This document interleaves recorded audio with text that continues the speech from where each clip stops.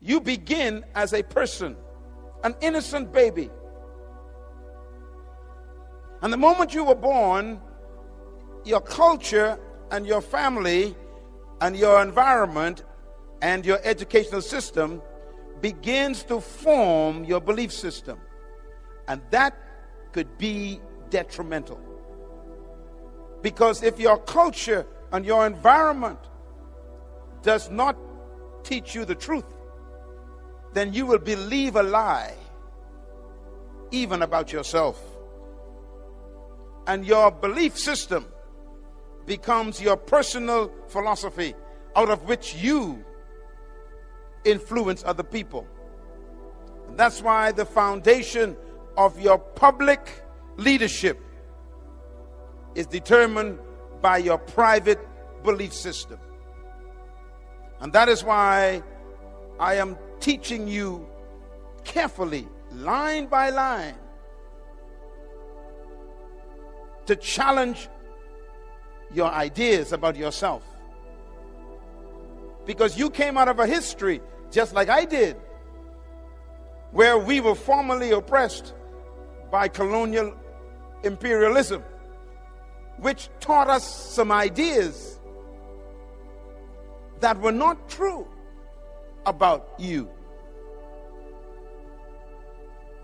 You were trained to be maids and yardmen and farmers and workers on plantations and serving tea and cooking for people. You were not trained to own a business and build a company and lead a country and buy your own oil field or invest in your own gold mine. It's always somebody else doing it, because you've been trained that you cannot and should not try to own an oil company. And so we accept the idea.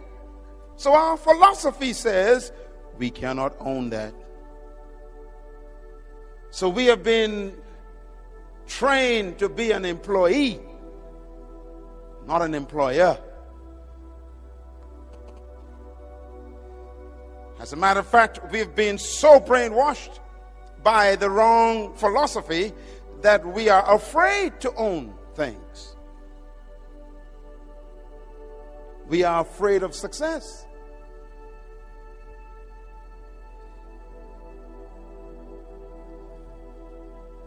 Even the religion we were taught reinforced our lack of self-belief. You know what you were taught for the last 100 years in religion. Your doctrine came from another country. Your belief system was imported by people who owned your forefathers. And they taught us songs to sing, didn't they? Songs like, I got a shoe, you got a shoe. All of God's people got a shoe. When I get to heaven, I'll put on my shoe. I'll walk all over God's heaven. Interesting song. So the enslaved, oppressed person sang that song. And they sang it to the master, the oppressor. They said to the master, I got a shoe and you got a shoe. Both of us are God's people. We got shoes. You wear yours now, I'll wear mine in heaven. That's a dumb song. But we sang that in churches and believed it. And even had the spirit on it. I got a shoe. That's a dumb song. What you're telling the master is, you prosper now, I'll stay poor now, I'll be rich later.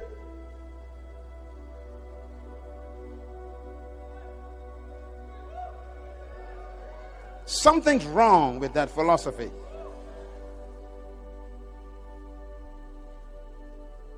And so they make us afraid of prosperity. They say things like, You don't want to prosper, you might forget God. So stay poor and you'll stay humble before the Lord. Philosophy.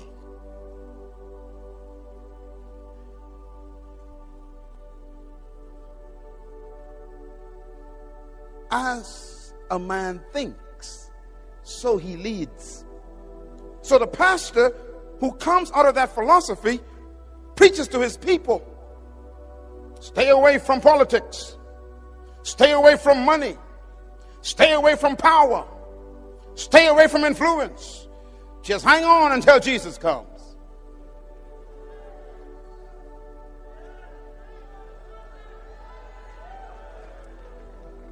And that is what we preach.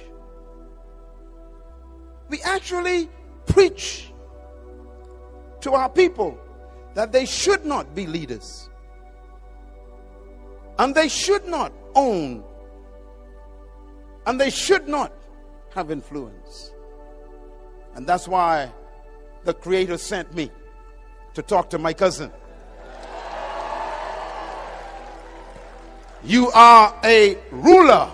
You are a owner. You are an employer. You can run any business.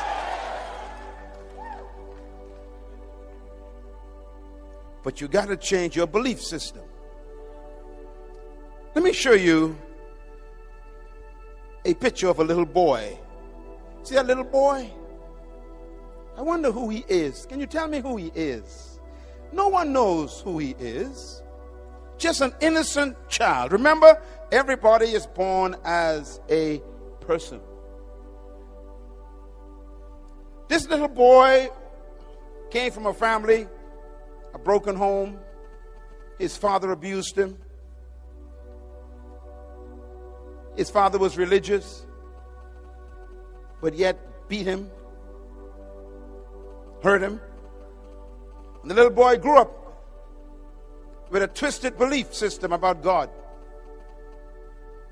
Let me show you who this little boy really is.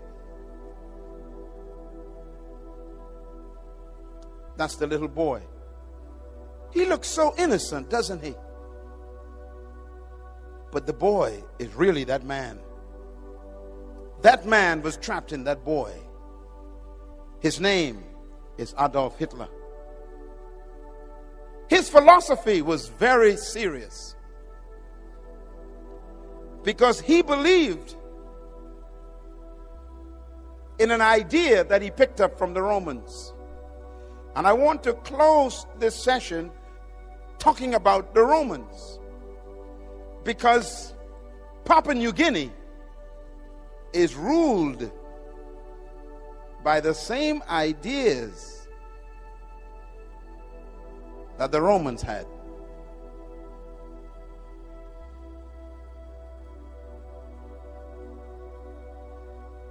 Hitler believed that he was born and chosen by God to restore the Roman Empire. He believed that. He believed that he was created and born to bring back the glory of Rome, and therefore he had to subdue all of Europe, because Rome ruled the whole world from Africa all the way to England. Rome was the most powerful empire and kingdom in history. Rome was the first kingdom to colonize the whole world. No kingdom has ever arisen to be greater than Rome. Rome was the most successful colonization process in history. Rome ruled the whole known world of Europe. And Hitler believed that he was born to restore the glory of Rome. He called it Mein Kampf.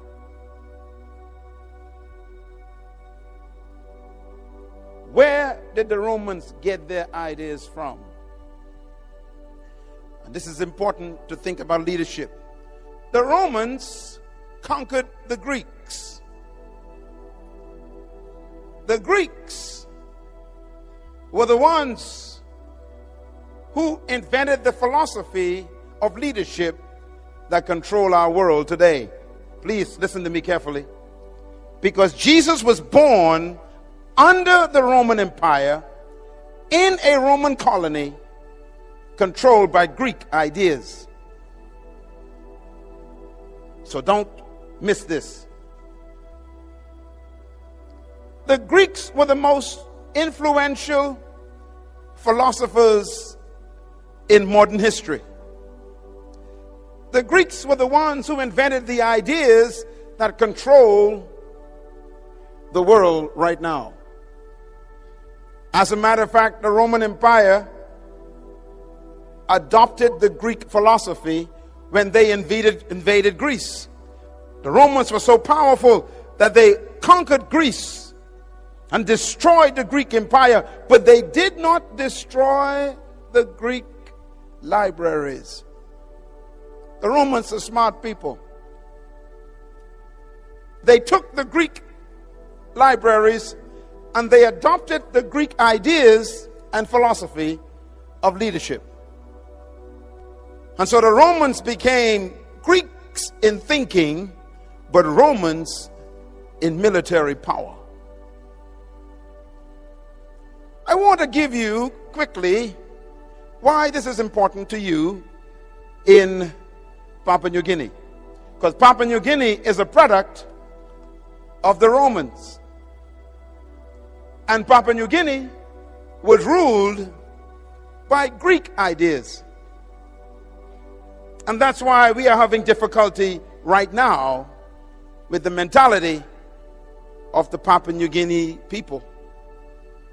So you have to listen carefully what I'm going to say. I'm going to talk about your future and your past. The Greeks believed certain things about humanity and about leadership. The Romans adopted them, and the Europeans used them, and they colonized Papua New Guinea. And they used the same ideas of the Greeks to control Papua New Guinea. Papua New Guinea is a very young country. You are still battling with Greek ideas. I want to prove it to you. Because every colonization process carried the Greek idea and subdued the people. What did the Greeks believe that's important to you? Write them down. Number one, the Greeks believed that leadership was a product of natural endowment. Very important words. The Greeks believed that leadership was a product of natural endowment. What does this mean?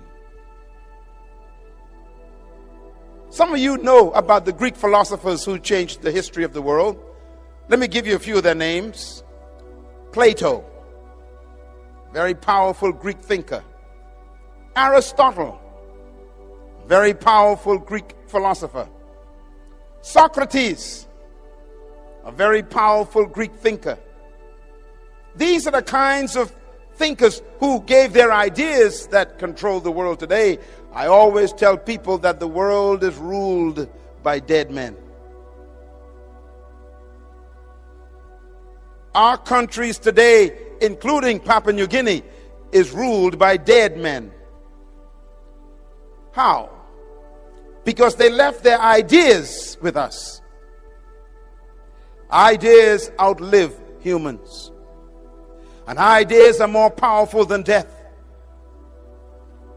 And the Greek philosophers like Plato and Aristotle and Socrates, they invented an idea. Look at my lips, please. I'm going to quote one of their ideas. This is a Greek idea. Demokrata. Demokrata is a Greek word. The Greeks invented the idea of democracy. Democracy is not from the Bible, it's from Greece.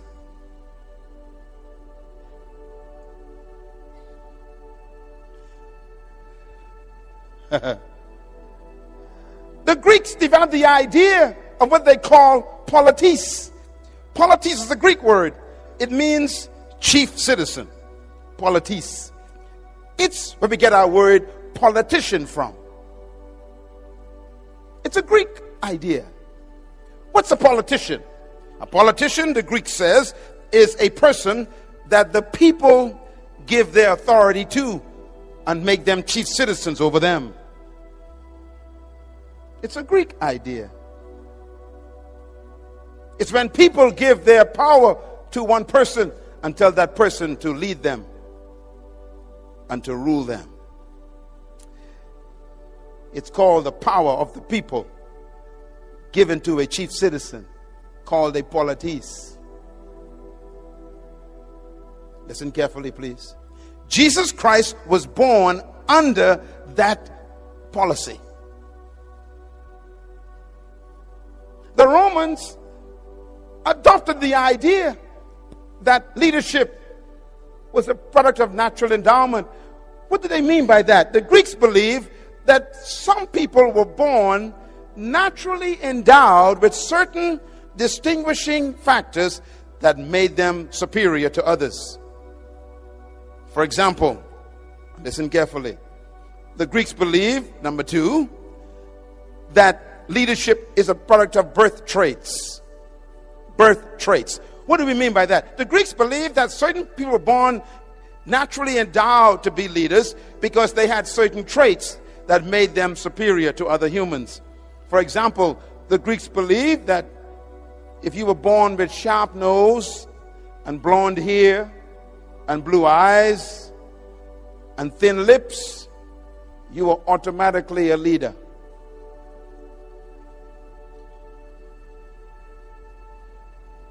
You can read this on the internet if you want to. It's all there. The Greeks believed that if you were born with fair skin, that means if your skin was light, fair, and you had sharp nose and blue eyes, and your hair was yellow or blonde, you were naturally a leader. You were chosen by the gods to be a leader. Now you know if that's true, there's no hope for me. I got a big nose. My eyes are brown.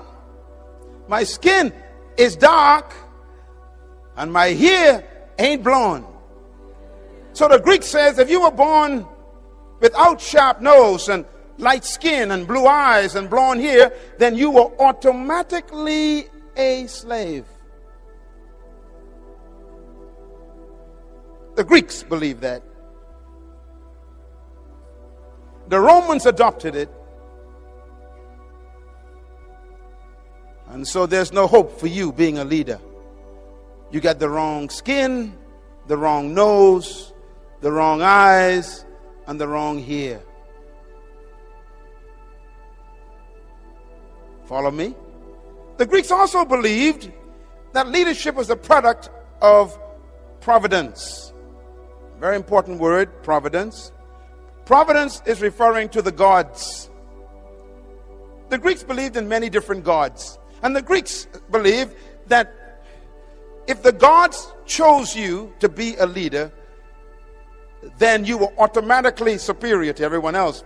If the gods did not choose you to be a leader, then you were automatically a slave and a follower for the rest of your life.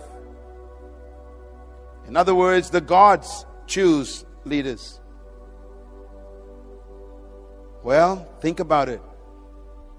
So if you were born with dark skin and brown eyes and a big nose and thick lips, then the gods chose you to be a slave. That's what they taught. That's what they believed. That was their philosophy. The Romans adopted that philosophy. Let me give you one more the Greeks believed.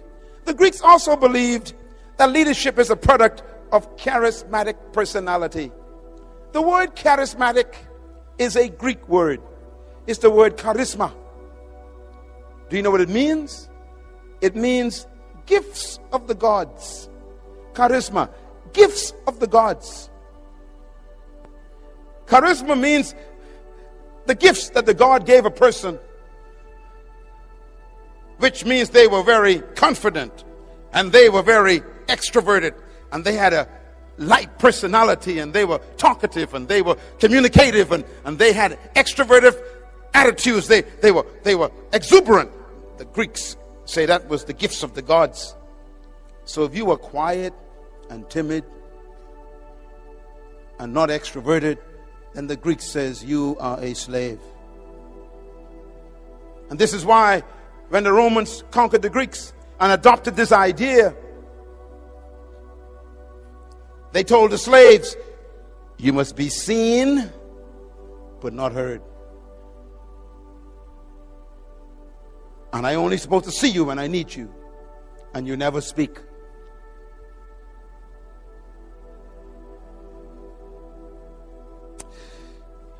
Leadership ideas. And finally, they believed that leadership was reserved for an elite group of people who were destined to be leaders in the world, and the rest of us were destined to be followers. I'm trying to teach you something that's very serious, because the Romans adopted these ideas and made them their culture. The Romans conquered all of Europe, from Africa to Scotland. They conquered the whole of Europe, and they implemented their ideas. So when they met people who were not like them, who didn't have blonde hair or light skin or sharp nose or blue eyes, then they automatically considered them subhumans. The Romans used the word for themselves. They said, we are superior, chosen by the gods. They called themselves the Aryan race.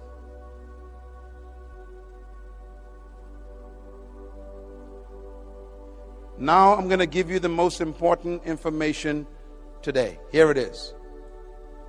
The Roman Empire ruled the entire known world, from Africa to Great Britain. The most powerful kingdom on earth under Caesar. They believed that they were chosen by the gods to rule the world. They believed they were handpicked by the gods with certain traits to dominate the world. They believed that they were superior to all other races. And that was in the Roman mentality. Do you know how Rome was defeated? No one could defeat Rome. It was the most powerful empire in history. It had the most powerful army in history. No country could defeat Rome militarily. It was so powerful that when Rome showed up, everybody bowed. And that's why you hear the statement, when in Rome, you do as the Romans do. Wherever they went, they colonized the whole world. And Jesus Christ was born right in the middle of the Roman Empire. He was born in an empire which believed that he was automatically a slave.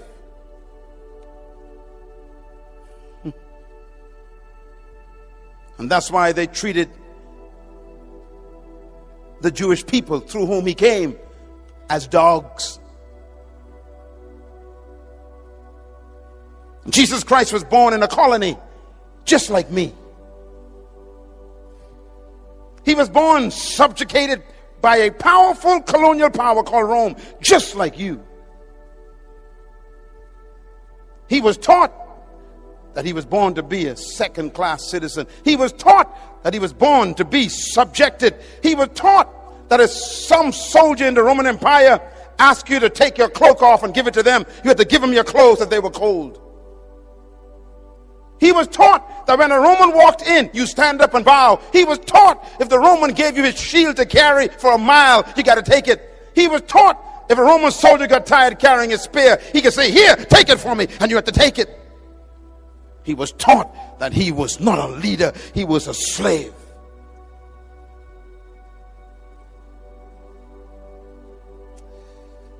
He was born in a colony, just like you. just like me. Listen carefully. And that's the mystery of Jesus Christ. He was born under that culture, but never allowed the culture to be born in him.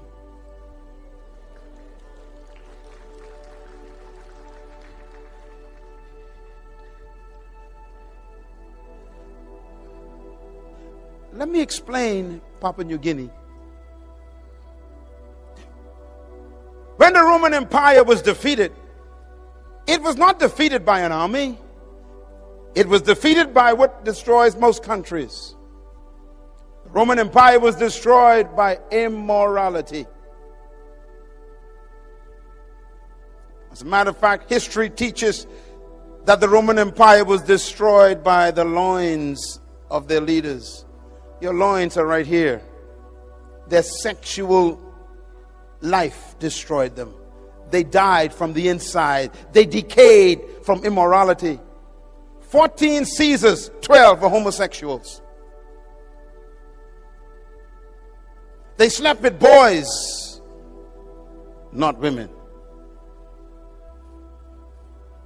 They fell in love with their lust to the point where they became so immoral that they began to have men marrying men. It's as old as 2,000 years ago. They were destroyed by their lusts of the flesh. When a country begins to embrace immorality,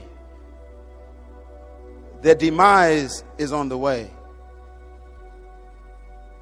When a country begins to sanction immoral acts that God condemned, don't worry about their country, they are dying. No matter how powerful your guns and military weapons are, if your morality becomes a cancer, your weapons become useless. And Rome died in the bedroom. And so the Roman Empire fell apart. It broke up through strife. Look at me, please. This is important. And when the Roman Empire fell apart, it broke up into small little kingdoms. It used to be one kingdom, but now it became many kingdoms. Let me name some of the kingdoms that the Roman Empire became. There was a kingdom called Franco. We call it France today. That was a Roman kingdom. The second kingdom was Spanian. We call it Spain today. It's a Roman kingdom. Another kingdom was called Portugal. We call it Portugal today. It was a Roman kingdom. Another kingdom that came from the Roman Empire was Anglo-Britannia. Anglo-Britannia. Great Britain is a Roman kingdom.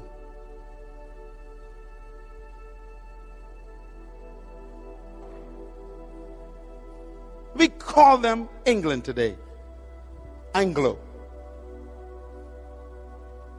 Light skin. Interesting, all of these kingdoms have the Roman philosophy. And they decided to expand their kingdoms. And so the French and the Spanish and the Portuguese and the British send their ships out. They are Roman in their minds, Greek in their thinking, and they come to take over territories.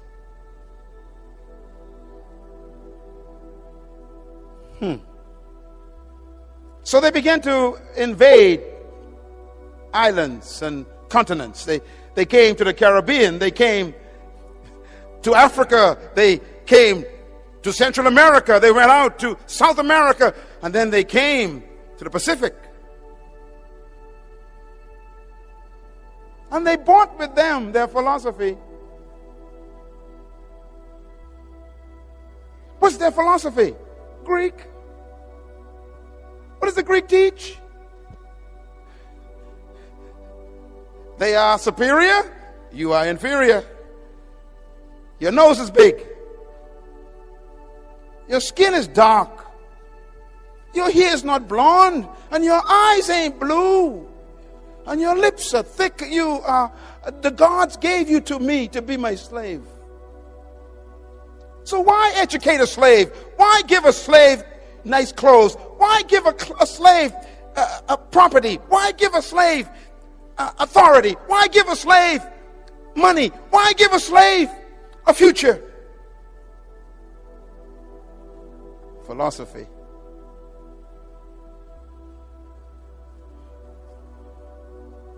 And so is the story of colonization. It's easy to sell a slave. After all, they're not chosen by the gods. Now let me say something very quickly before I wrap this up. Every philosophy comes from an ideology. Ideology means ideas. Every ideology needs a theology to justify it. So every time there's a philosophy and an ideology, there must be a theology to give it credibility. And this is why religion was used to even justify the ideology of superiority. Do you know what they taught us when I was a child? They said to me, "You fell out of the sky." We had no idea where we came from. We were taken away from our homeland. And we had no history. And we'd ask the white teacher, "Where did we come from?" And they would say, "You fell out of the sky. You have no heritage. You are one of the fallen angels." Theology. They say, look, the Bible says that the beasts of the field shall carry water for you. You are the beast that God talked about. You will carry water for me. And they would teach this in Sunday school. Philosophy.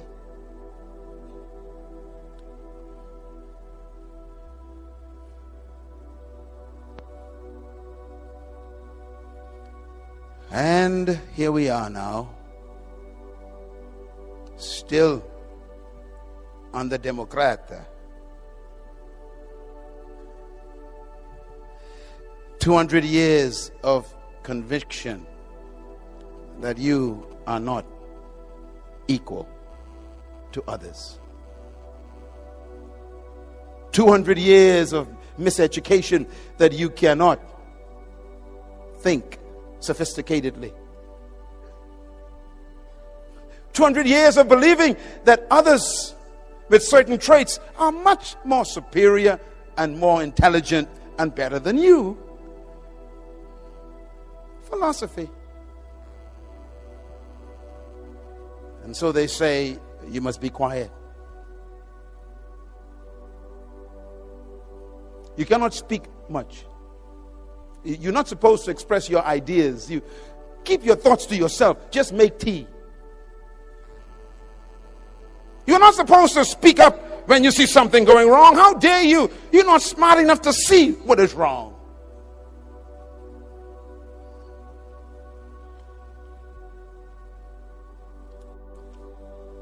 Leadership problems. Here's the biggest one. Since you were chosen by the gods to be followers, why waste my time on you, training you to be leaders?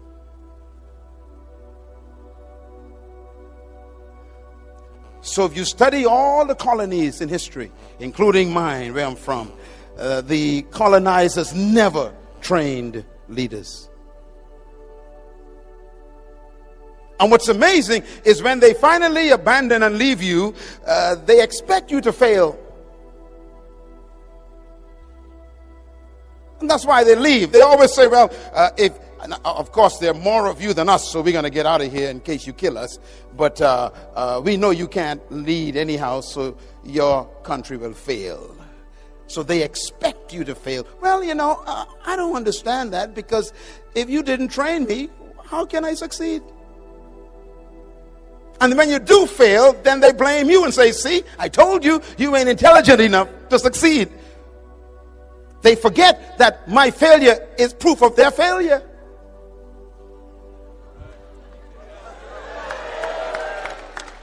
And that's why this leadership training series is important. I have come to correct 200 years of history. You are a leader. You can run this country. You can lead the world.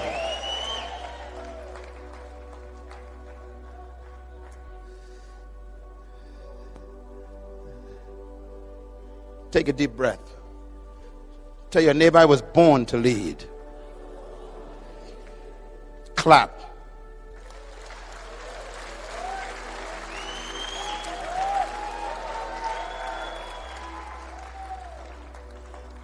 I want to show you this before we go, because it's so important. All the world leaders, if you study them, they're all battling with these issues. And by the way, in one of my books, I did research on what happens to a people who have been oppressed for over 100 years. And I discovered that they all have the same problems. I used a case study of the children of Israel in Egypt. They were oppressed for 430 years. And when they finally came out of Egypt, they couldn't get Egypt out of them. And as soon as they got independence, or should I say deliverance from Egypt, under Moses was their leader, and even Moses had psychological problems. Remember, he was born in Egypt.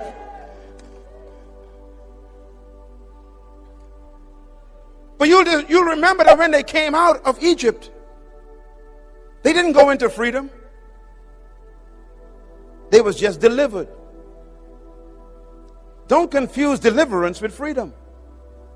Papua New Guinea is not free yet. You are simply delivered. You are in the desert.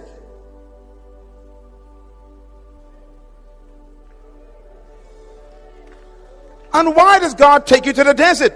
Because He doesn't want you to go into the promised land with Egypt in your mind. So He keeps you in the desert to try and change your mentality to think like a free person. Don't ever confuse independence with freedom. Independence is an opportunity to become free. It is not freedom.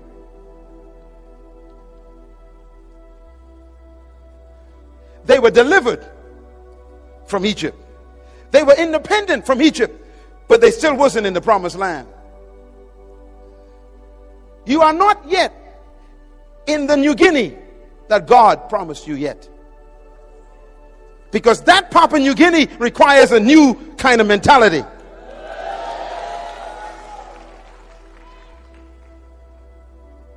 One day my wife and I went to Egypt to visit. And we were in Israel for 10 days.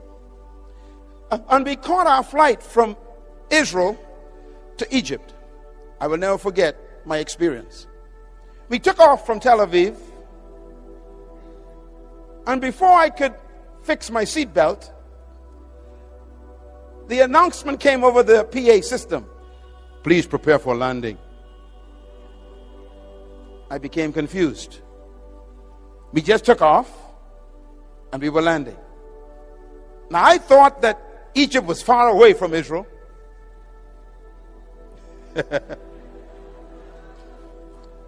And so I became confused. I said, to the flight attendant. I said, excuse me, ma'am, is there a problem? She said, why? I said, why are we landing?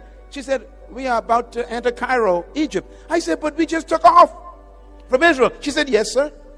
I said, but we didn't fly. She said, I know. I said, we're landing. She said, yes, we're landing. I said, wait a minute. It's only been 20 minutes. She says, yes. I said, wait a minute, lady. I was in Israel. That's Canaan, the promised land. And in 20 minutes, I'm in Egypt. She said, yes.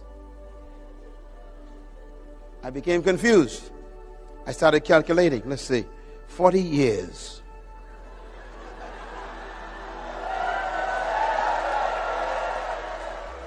Why would it take 40 years to make a 20-minute journey? Interesting question. When we arrived in Egypt, we went to the hotel, put our bags down. Our guide came later that day to take us to see the pyramids and go to El-Aqsa and all the places of Egypt to see all the pharaohs, you know, the history and everything. And we went to the pyramids and everything, and it's beautiful. And we felt like we entered the Old Testament, because that's where the Old Testament, really, most of it took place. And I said to my guide, when we were driving, I said, sir, how far away are we from Israel? He said, depends on how you get there.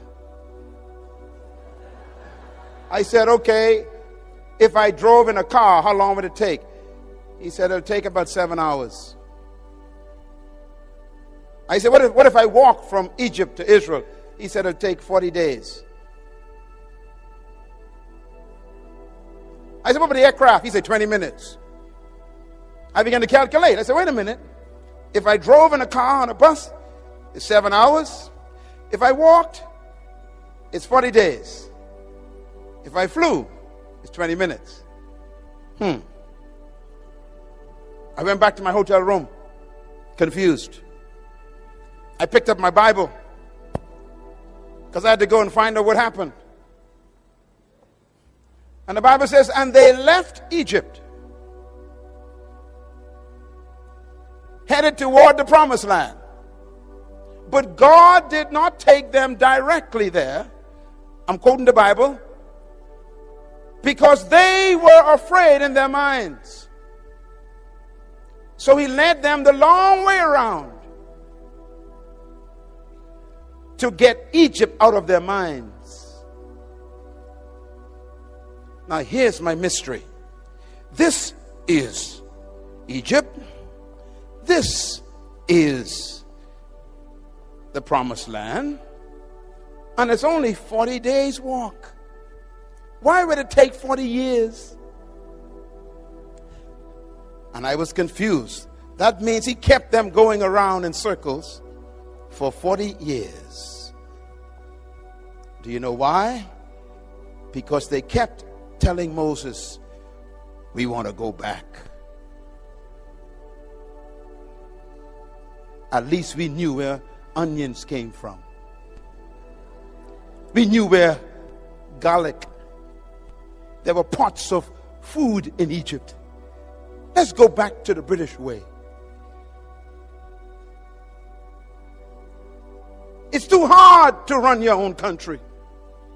It's too difficult to take responsibility for your own future. Take us back to a place where other people ran our lives. We didn't have to think. Take us back where they provided peanut butter and cheese.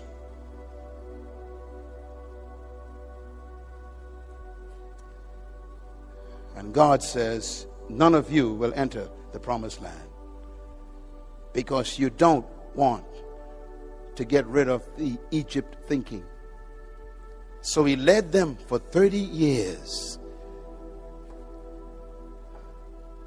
Do you know why? Because 40 years is a generation. That means he kept them going in circles until he got what they were carrying. They were carrying the next generation.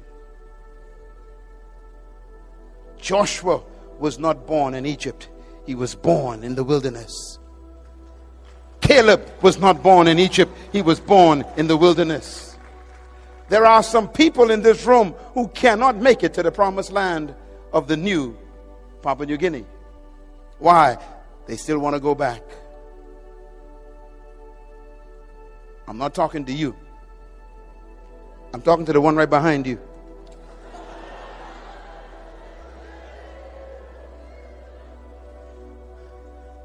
And this is why the young generation is the hope of Papua New Guinea. And I say to the older members of this great country, ask God to change your mind. Ask Him to deliver you from the scent of oppression. Ask Him to give you a miracle, not in your body, but in your mind. Because their mind kept them out of the promised land. It's amazing. God healed their body, but never took them to the promised land. He fed them food, but never took them to the promised land. He kept their clothes for 40 years, but never took them to the promised land. In other words, God will preserve you until He gets what you want from you, and then He'll kill you. If you don't want to change your mentality, He'll bury you in the desert.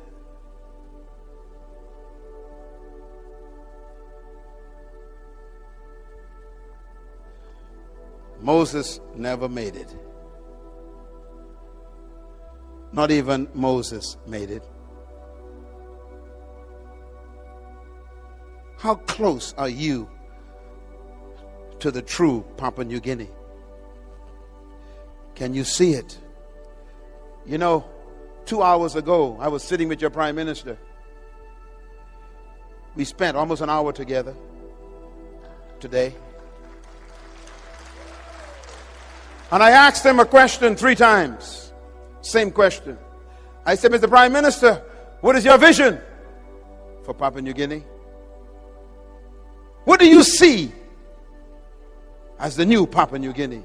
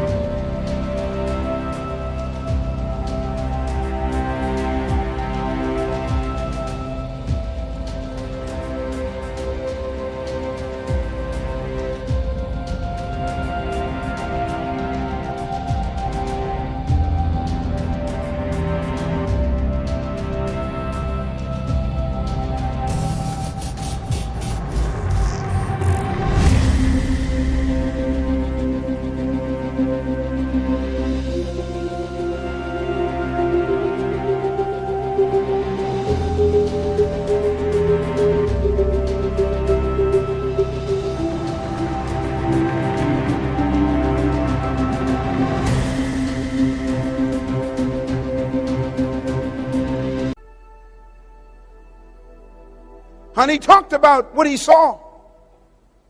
He saw a country where everybody was educated, free education. He saw a country where people had good health and welfare. They were taken care of. Diseases were almost non-existent. He saw a country where opportunity for people to own companies and to build businesses and to have share in the investment of their country. He said, I see this. And I told him, then you need to educate. You need to provide free education for every child in Papua New Guinea. Because until their mind is free, they are stuck in the wilderness. Sitting in this room are some of the greatest leaders in the world. And I believe that with all my heart. You are an awesome leader, young woman. But you have to unlearn what you've been taught by history. You must be free from the Greek mentality and the Roman ideology. You must be set free from the spirit of colonization. And believe that you can govern this country effectively by God's help. I beg you today, to be delivered from Greek philosophy, because I too was a victim. Now let me close with how I got delivered. You want to know how I got delivered? Traditional leadership teaches that leadership is controlling and imposing your will on people. That is not true leadership. Secular leadership says that leadership is management of people. Leadership means you are superior to the followers. They teach that leadership means that you are served by your followers. They teach that leadership is measured by how many people serve you. This is not leadership.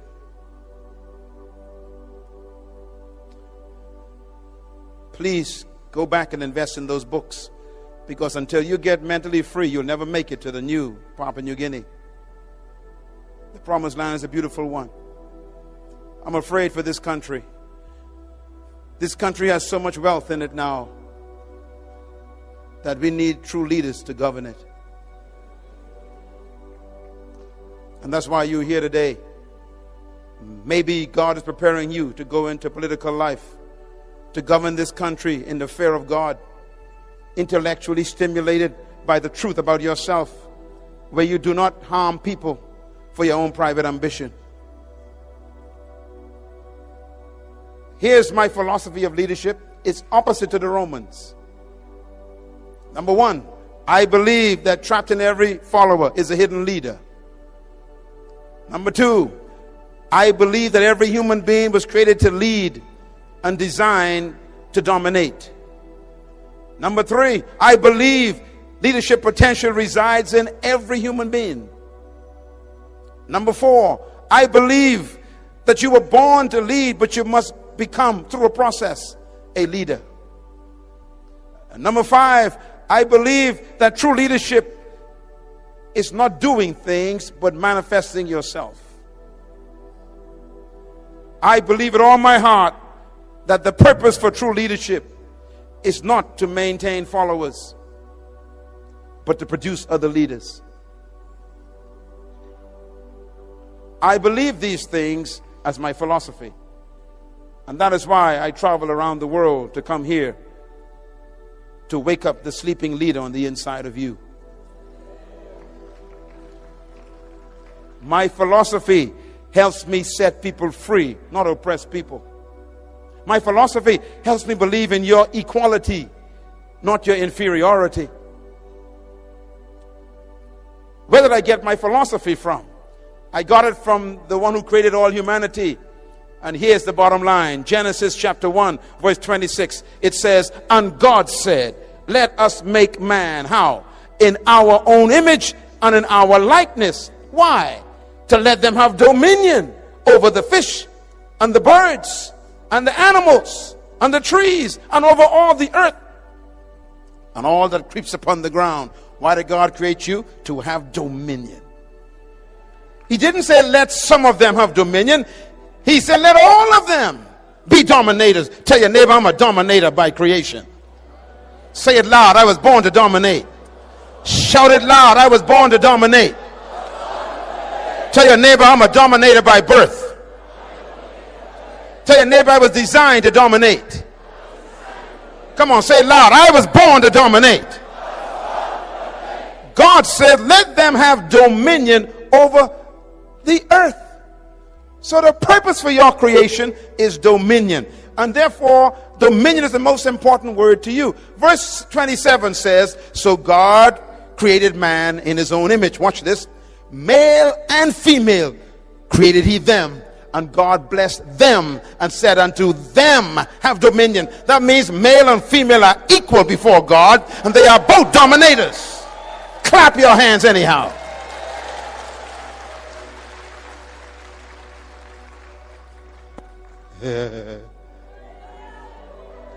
My wife and I are equal, but different. She's a leader and I am a leader, but we are different, but we are equal.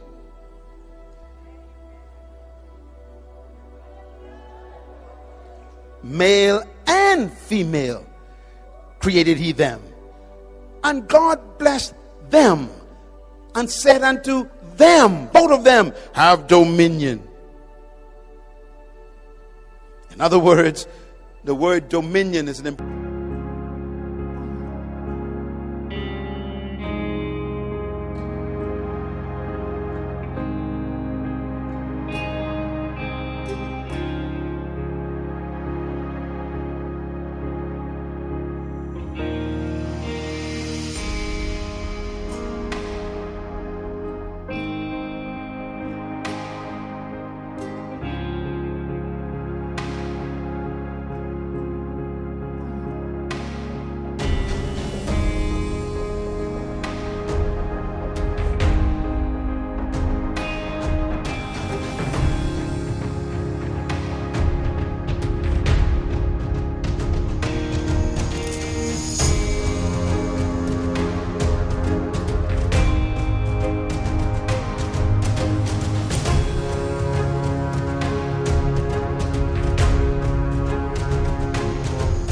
important word. It tells you why you were created. I did some research for you. Write it down. The word dominion is the Hebrew word radah, R-A-D-A-H. And here's what it means. It means to govern, to rule, to control, to master, to manage, and to lead. In other words, God gave you birth to have dominion over the earth, to lead. And here's the bottom line. If God created you to have dominion, which means to govern, to rule, to control, to lead, to master, then that means he built into you the ability to do it. God built into the seed the ability to become a tree. But the seed could die as a seed.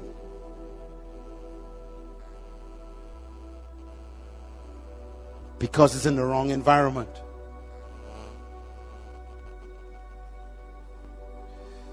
For 180 years, some of our countries have been in the wrong environment. We've been fed Greek ideas.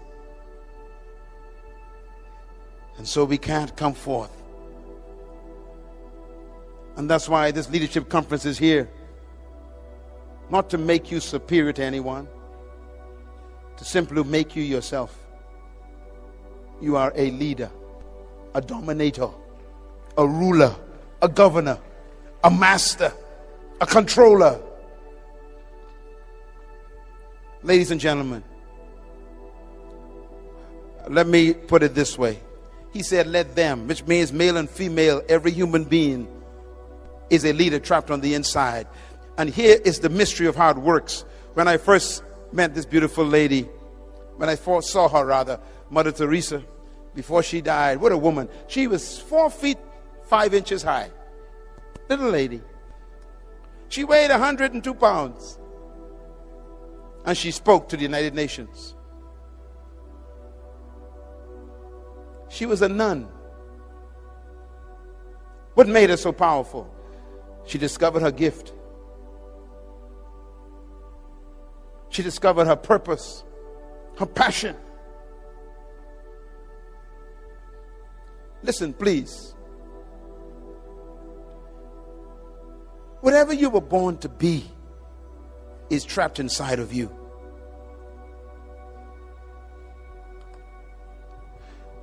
If you notice what God did,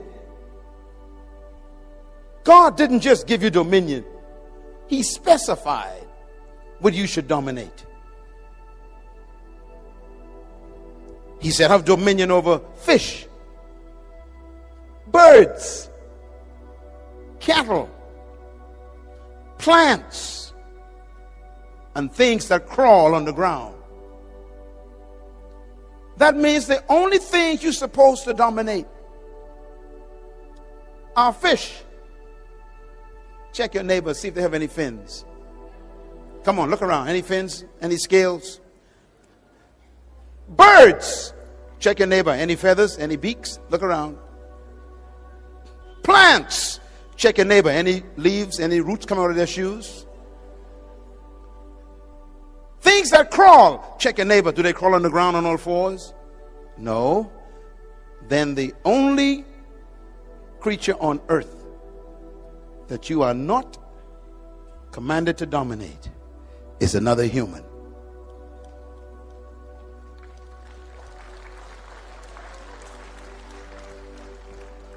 And that is why, in order for slavery to work, they must reduce you from being a human.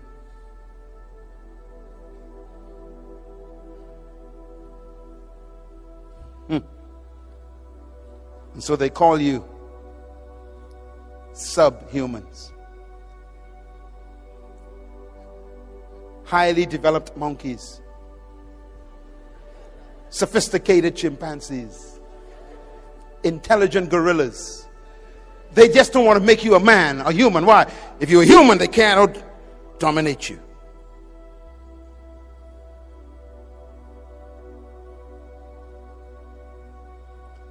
So any attempt to control, master, rule, or dominate another human is completely ungodly. That includes even a pastor trying to dominate his members. You are not supposed to control your members. They are not your property.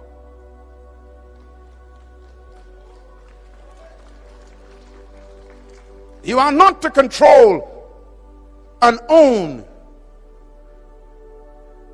anyone in your company.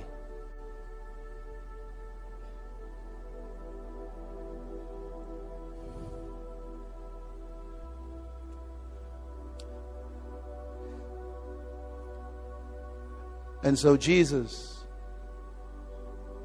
was living in a colony ruled by people who oppressed and dominated humans. His disciples, which means students, he was trying to change their thinking, just like we're doing today. And one day they were sitting down just like this, and he heard them talking to each other. And they were arguing, which one of us is the greatest? They must have been from Papua New Guinea. Always want to know who's in charge. Fighting over positions.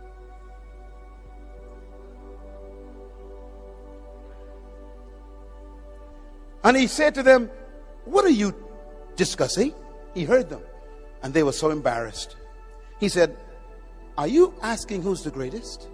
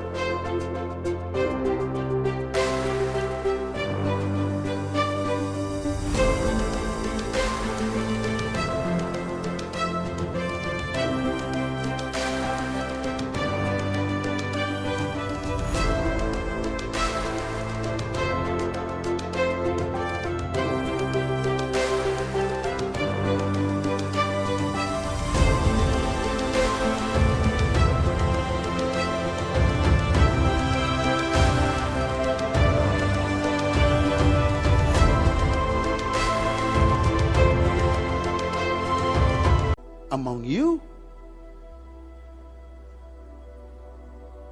And the Bible says he called a little child. He says, "Come, baby." And he put a child in the middle of them. He said, "The greatest among you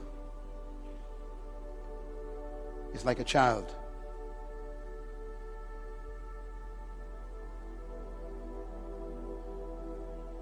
A child never desires power.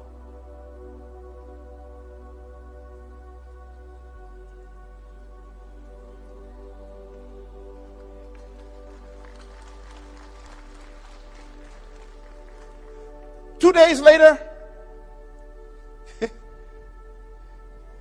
he was sitting, having a meal, and two of his disciples came to him again, and they said, Mom, go and ask him if both of us could become deputy prime ministers when he become king of his kingdom. Forget the other 10. Make sure look out for ourselves, Mom. He listened to a woman. And their mother went to Jesus and said, "Sir, good master, will you make sure that my 2 boys sit on your right and your left when you come into your kingdom?" And Jesus was shocked. And he said, "Woman, first of all, you don't know what you're asking. You can't ask for leadership positions.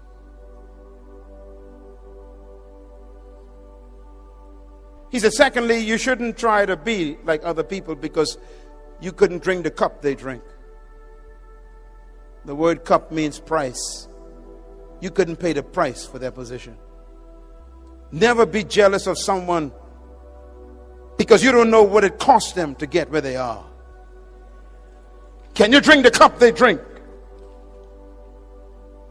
Leaders don't become jealous of other people's positions.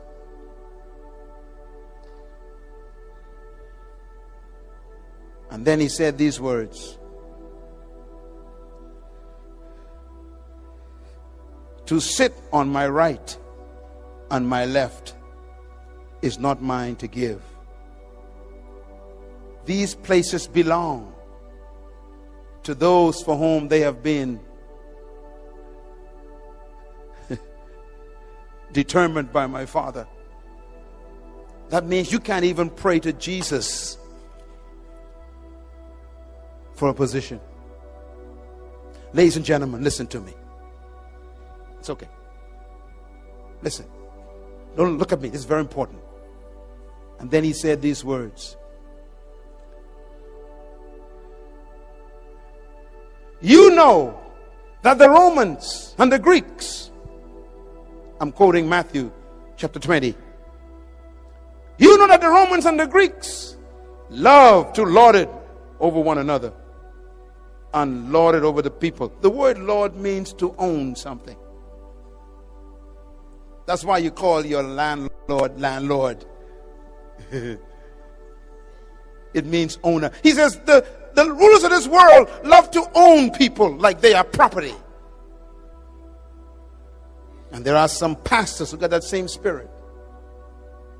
These are my members. They ain't your members.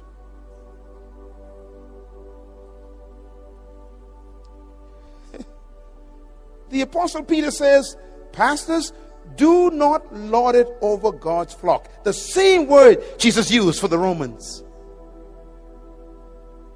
You don't control people. True leaders don't own people. They set people free to become great. He said, do not lord it over people like the Romans do. And then he says these words, it shall not be like that among you. Because in my kingdom, if you want to be a great leader, you must become the servant of everybody.